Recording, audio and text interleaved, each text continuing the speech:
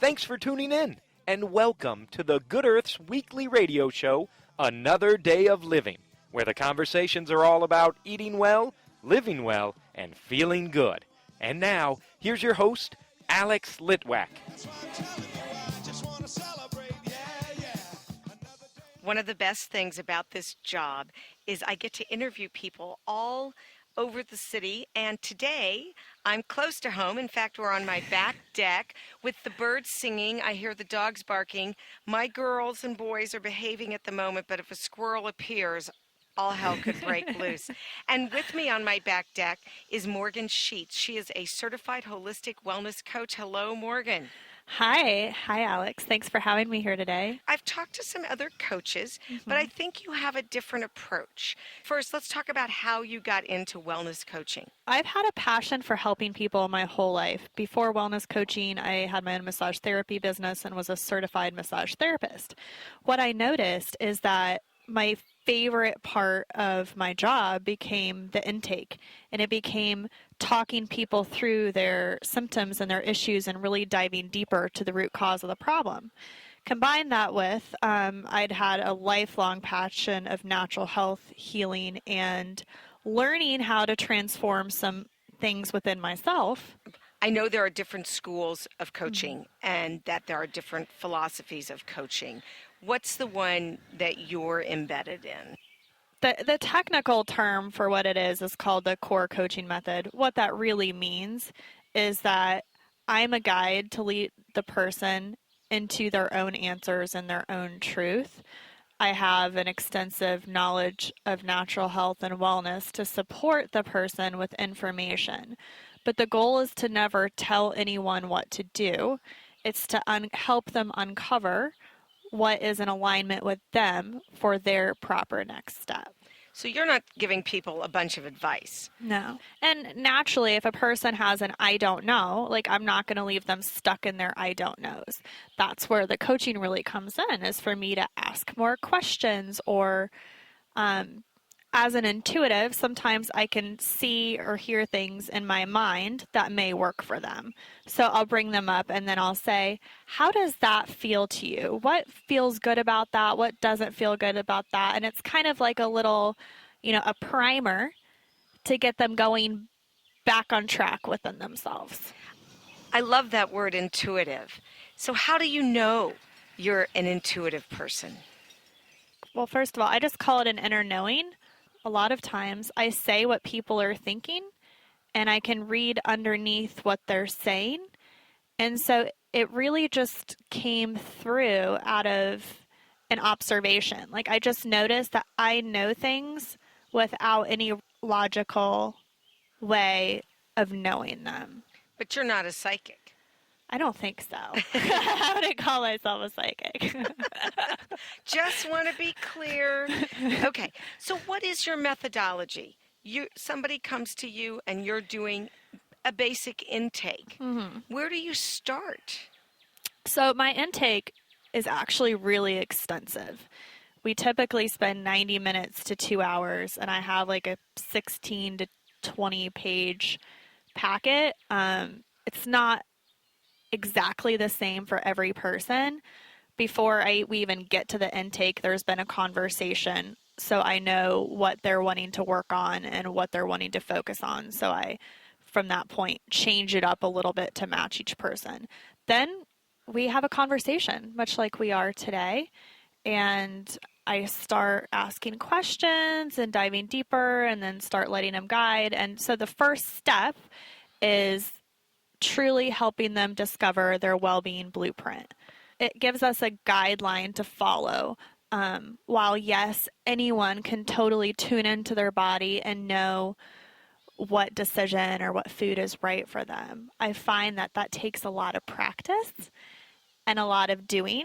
So we start off with some really tangible information that other professionals have come across and established, which there's 3 pillars, and we give them a concrete foundation, a concrete rational foundation that we can then build on together.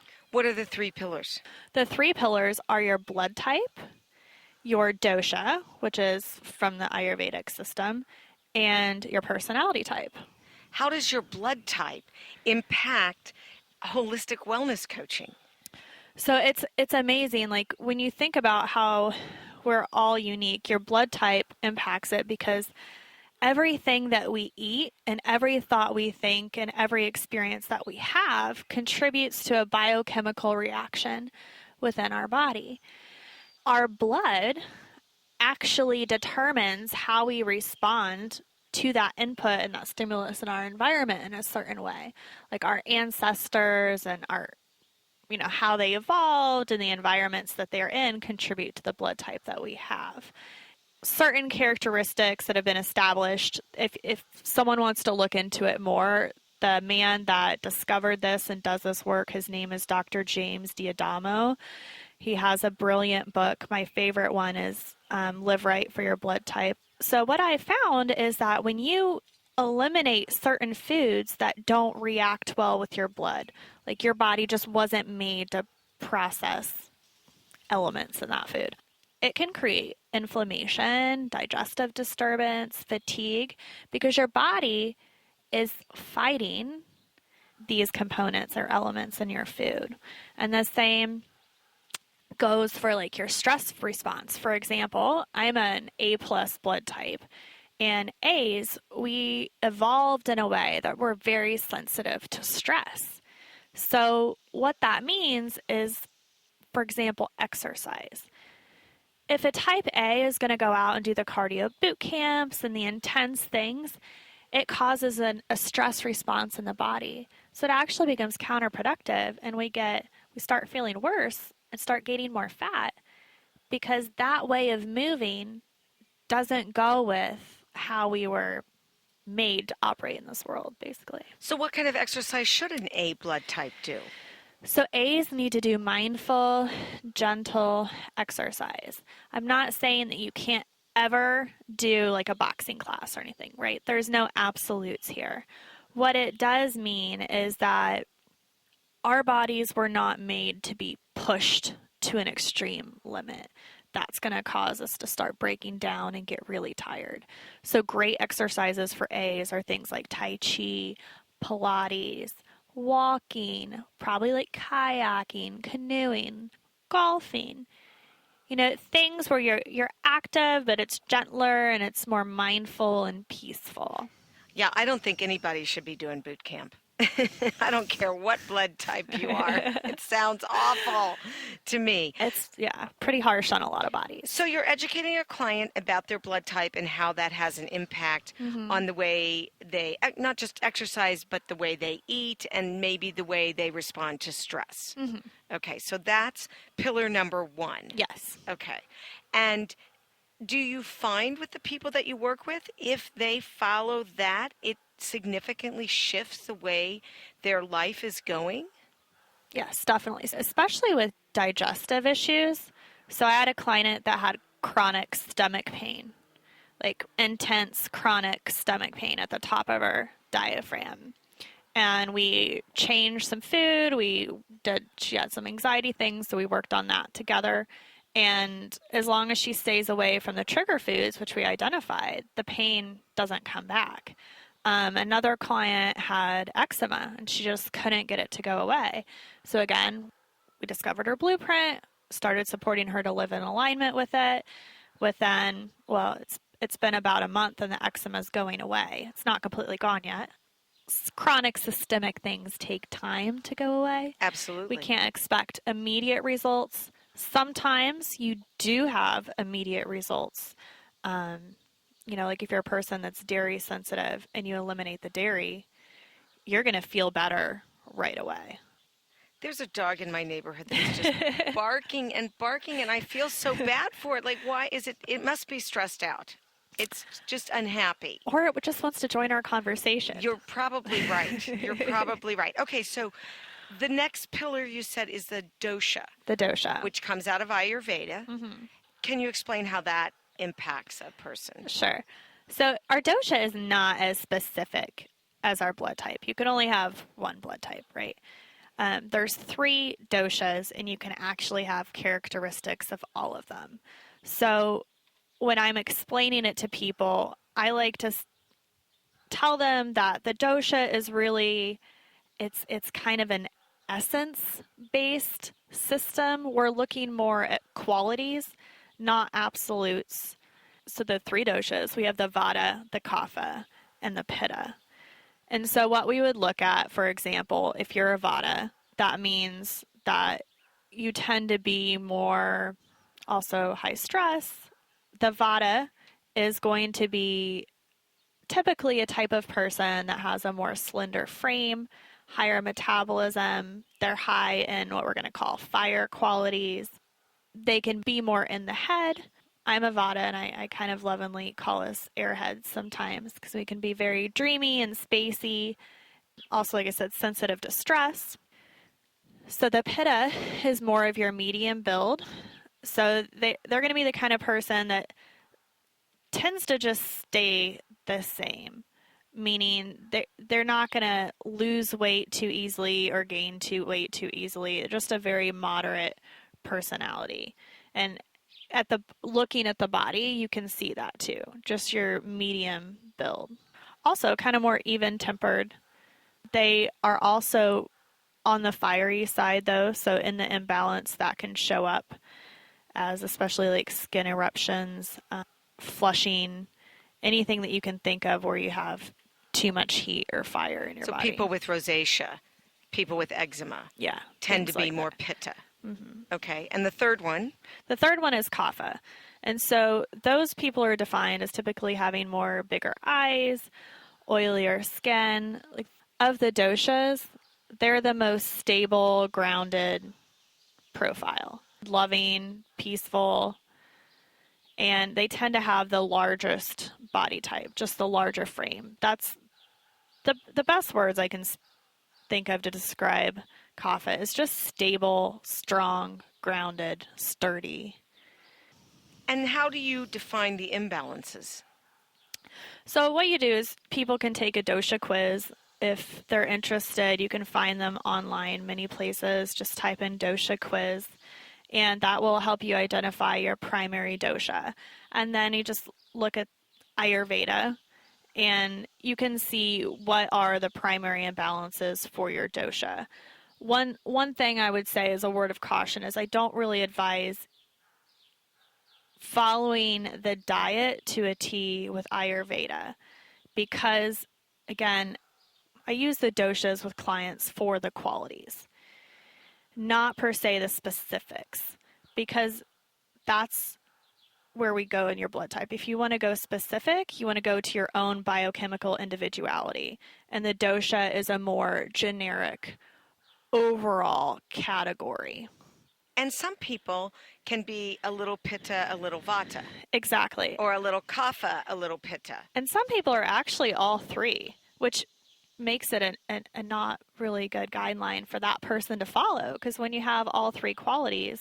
Right, it's confusing. Right. So falling back on the blood type, especially nutritionally, seems to be the way to go. Okay, so we've got the blood type, we've got the doshas, and then the third pillar? Third pillar is our personality type, which doesn't seem so obvious in your well-being, but it really is because it truly impacts how we interact with the world and how we energize or how we're depleted through interacting with the world. How do you determine someone's personality type? So there's an excellent website for that where you can go and find it out for free as well. It's called 16personalities.com. When we're talking personality type here, I'm referring to the Myers-Briggs system. So the 16 personalities will give you your personality type according to Myers-Briggs. So you go, that website, you can take a free quiz, and it gives you truly an excellent summary, all for free, of your individual personality type. And the 4 personality types, can you just run them really quickly? So there's categories. You can have 16 personalities, but we've got 4 categories. So you're either going to be an introvert or an extrovert. You're going to be an intuitive and a feeler, a sensor or a thinker, and a perceiver or a judger. Any combination of those 4. So it's right. So it's just a mixture. Mm-hmm. You could be extroverted, and you could be sensing, and you could be judging. versus somebody who's extroverted and perceiving and intuitive. Right. And again, that's a spectrum. You're not going to be, completely introverted or completely extroverted. You can fall somewhere on the spectrum between the two. We have relocated inside and hope that the lawn mowing doesn't interfere with the rest of the interview. Okay, so we have 3 pillars again. We've got the blood types, we've got the doshas, and now we've got the Myers-Briggs personality assessment. So you have all that information, and you still do like a 16-page intake with somebody? Mm-hmm. Wow, what else are you asking?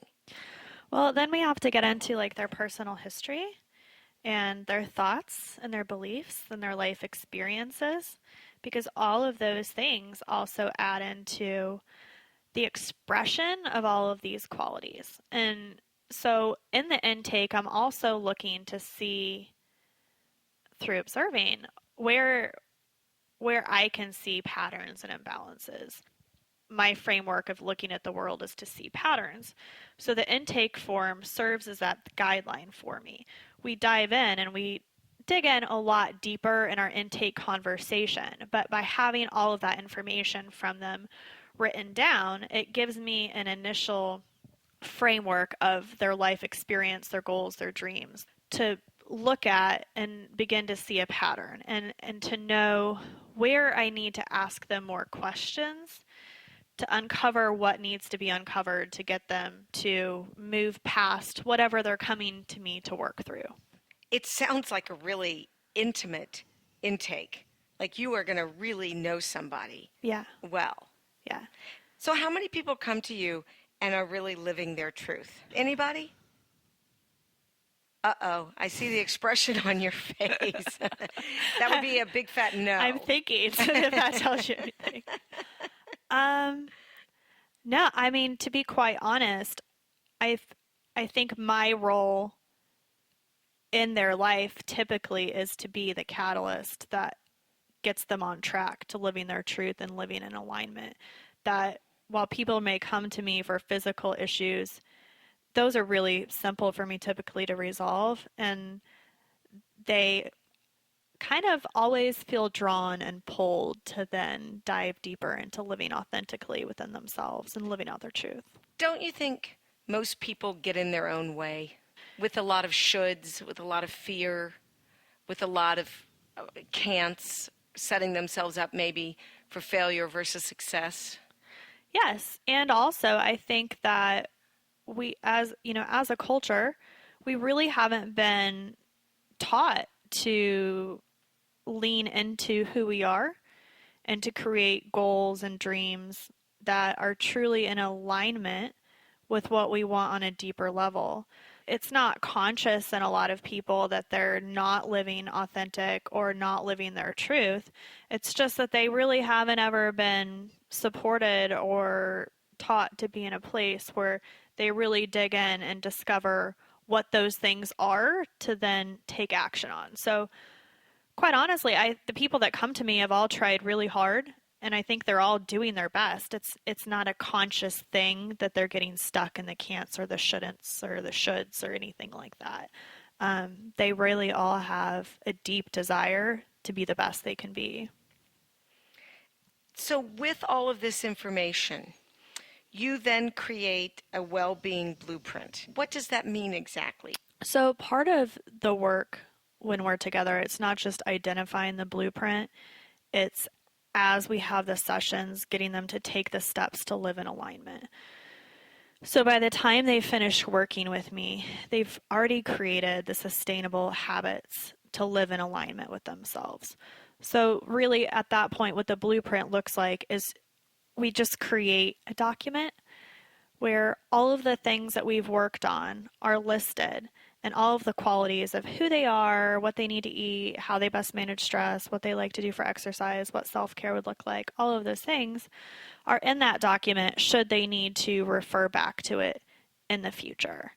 My goal is to not have them having to refer to a document to live from, but to get them to a point by the time they're done working with me that knowledge is already intrinsic and embedded, and they're able to take action on a daily basis from that inner knowing.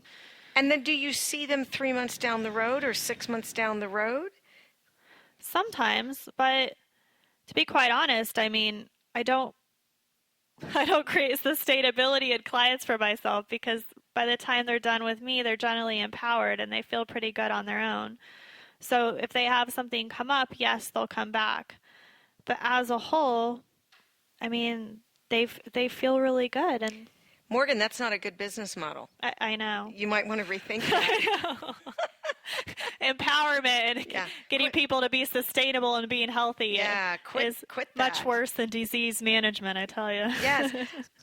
I think for so many people, though, the biggest challenge is not just the identification of what needs to be done, but the follow through, the sticking with the good habits, the sticking with the self-care. It's like starting a diet. They're really good for about 3 weeks and then they fall off the wagon. How do you instill in people? So that really comes through one-to-one work, and I completely agree with you. I don't think the world is lacking information, honestly. What they're lacking is transformation and support and implementation to then transmute what they're looking to change. So that's where me as a coach comes in, and being skilled at what I do is I work with a person's mind to get them to desire to do these changes. Like, nothing that we do is from a place of punishment or deprivation or feeling bad. So if I can tap into what's holding a person back, why they don't want to make a change, because there's always a why, then we reframe that together, not from a place of have to, but I work with them and we work with their mind, we work with those thoughts to get them to a place where it makes sense to make that change, where they actually desire to make that change, they really want to make that change, and then they begin taking that new action. And let me preface, it's really normal for every single person to make the opposite choice at some point. It's not like they're like, oh yes, I'm going to take the action, and they do it from that on 100% of the time. No.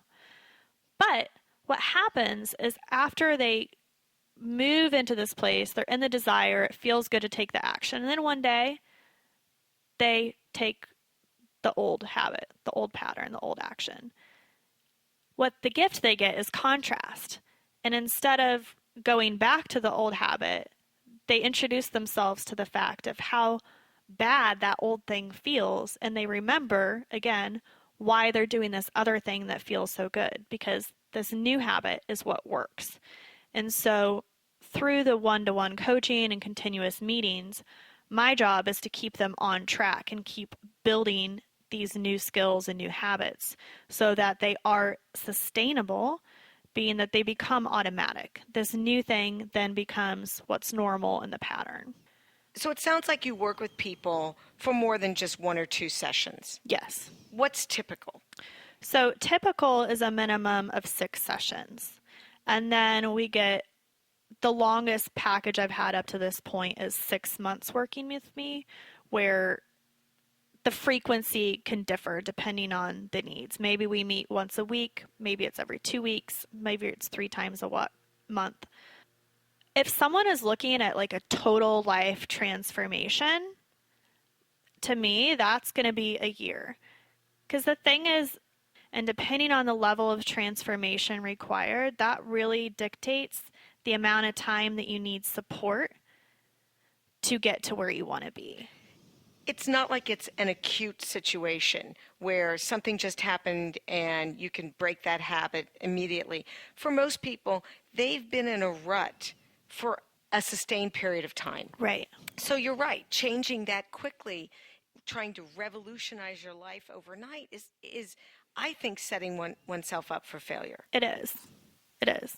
I mean, that's where people get overwhelmed and they fall back into the old pattern because it's too much too soon. And, that's why I don't do one session. Yes, I can, after they go through my intake, many people are like, oh my God, this, it really is life-changing. They have new awareness. But at that moment in time, it's still only information to them. So it takes a longer time and we work together longer to create the transformation from that information. Morgan, you have a pretty fabulous website, and there's a lot going on there. Tell me a little bit about that. So the main things there right now, the one thing I want people to know on my website is that you can go there, which is livewellbewelldogood.com, and you can download for free this guide that I've created that supports you to uncover the 3 pillars of your well-being blueprint. It has a synopsis of each pillar that we've talked about, and then, the characteristics of each pillar, so you can begin to discover the basics of living in alignment with your pillars. I've created it to be completely free because, to me, this is the information that everyone needs to know about themselves that they're not being taught. So I would love, if you're interested, if you're like, yes, I need this, just go and download it. Give yourself that gift. That's why I created it. livewellbewelldogood.com. The one thing which came up through my website that I would really like for people to know, and it goes along what we were talking about earlier, is I truly believe that we're all doing the best that we can from where we're at. And when I say live well, be well, do good, to me that means, and this is what I support people to do, that in each moment, we just focus on making the choice that is the most nourishing to ourselves and the environment around us. And by stepping into that place of well-being, and which translates to well-doing, automatically I think we bring the most good to the world that we can. Nourish ourselves, nourish the world. Yep. Well, that's a great message, Morgan. I'm so happy that we got to have this conversation, and in spite of the barking dogs and the lawnmower that's fast approaching, I really appreciate you being here today. Thank you so much for having me.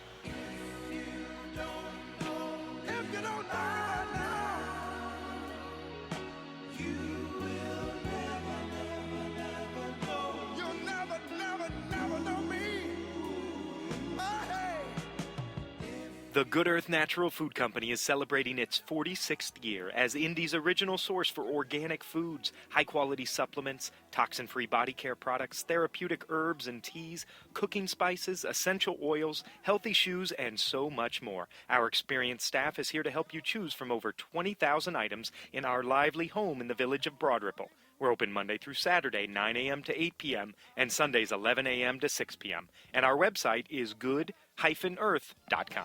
Well, I can't be bothered with sorrow, and I can't be bothered with hate, no, no. I'm using up my time for feeling fine every day, yeah. That's why I'm telling you, I just want to celebrate. That's our show. Next week, it's Bob and Rudy and Katie with another day of music. I hope you'll join them for all the fun. Thanks so much for tuning in. This is Alex Litwack. Have a great week. The happiest half hour of your day has been brought to you by the Good Earth Natural Food Company, keeping Indy healthy since 1971.